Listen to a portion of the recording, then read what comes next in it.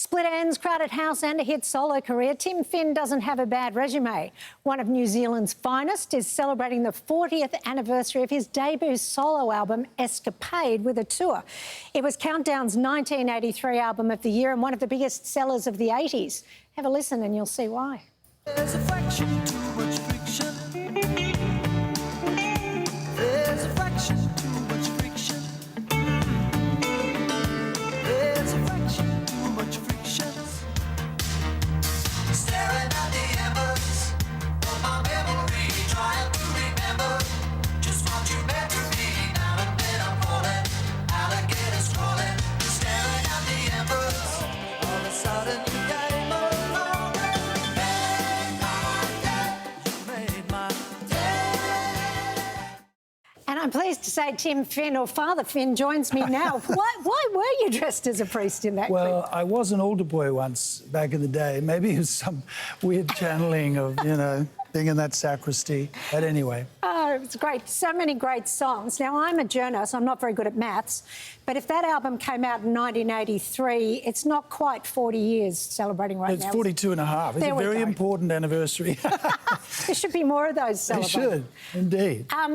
We've been used to seeing you in Split Ends before that, seeing Red, spending 6 months on a leaky boat, hoping you never. What made you want to make Escapade? Well, the band decided to take a break, and I didn't know what that meant. We'd been touring and working hard for so many years with Split Ends, and I loved the band and loved everyone in it, but a break meant, I don't know, go and write a song to me. And so I went and wrote some songs, and I heard Ricky Fatale playing drums on Renee Gayer's track Say I Love You on the radio, driving my Mark II Zephyr around Melbourne. And I stopped the car and I thought, I've got to work with that guy. And that led to the production team that made the Escapade album. So yeah, it started with the drums. It was a very different sound. Fraction Too Much Friction made my day, but they were instantly all over radio. It must have been really satisfying. Yeah, it was very exciting. No one expected it to do as well as it did. But I think that video that you showed a bit of before, Fraction Too Much Friction, really started it because Richard Lowenstein, who made that video, is really a genius. And, he made a lot of videos for In Excess. Of course, he also made feature films. Dogs in Space would be one of his first big ones. But it's a wonderful video, and I think it really just opened the door for me in a big way on that record. It opens with a shot of platform shoes. Are you the one wearing those? No, I'm not. Oh. No, that's Troy. He was just behind me with the Ghetto Blaster. And then right next to me is Vanetta Fields, who sang BV's on the record and toured. I only did a short tour on that.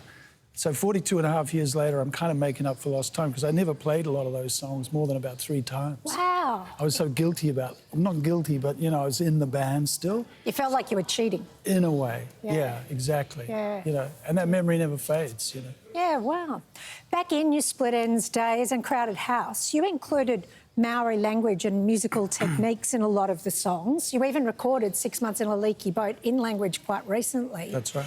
Why did you do that at the time, and how do you feel now when you see artists like Lord and Marlon Williams following in your footsteps away? Well, I mean, yeah, they're carving their own sort of paths. I mean, it was really... I had a Maori friend when I was about 10 years old, and he took me out fishing with his family once, and they were using these nets to catch eels, and the eel could swim in, but it couldn't get out.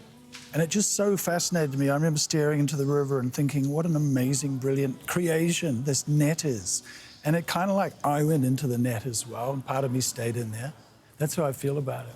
Wow. I mean, it really was something everybody embraced, singing along to the songs as well and learning the language through those. Exactly, yeah. It was really great to be able to do that with, our album titles or our songs or whatever. Just it was a very natural thing growing up for us as kids. We would sing at parties, and there'd be friends who were Maori who were playing guitars and singing and teaching us songs like Hoki Mai, and yeah, it was a really natural thing, and it's just come through more and more, which is great. That's incredible. Now, unlike us, New Zealand has knighthoods. There's Sir Dave Dobbin, Dame Kiri Tukanua. Would you like to be Sir Tim Finn one day? I actually wouldn't. It just sounds a bit clunky to me, but we did get honoured quite a few years back with OBEs, me and Neil. And what I love is that there's a thing from the Queen we've hung it on the wall. I don't have many things up on the wall like gold records, whatever, but there's this proclamation from the Queen, Elizabeth R, and it's signed. It's kind of beautiful. That's And right. there's a medal in the drawer. I've got these baker's drawers where I keep old fragments of lyrics and things. And in there, in the back, there's my little OBE medal. And our kids found them one day and they're, Dad, what's this? You know, that's when it all came alive, yeah. OK, but no Sir Tim. No arise, Sir Tim. I don't think so. I mean, you know, if it came, I mean, I don't even know if I'd say yes or no, really. It's quite an interesting question. We might have to wait and see. Might have to wait and see. Yeah. Tim Finn's Escapade tour plays the Rule on August 1st, Melbourne's Palais, a classic venue, on August 2nd, and Sydney's Glorious State Theatre on August 9th. Tim Finn, thank you so much for your time. Thanks, Angela. Great to see you. Thank you.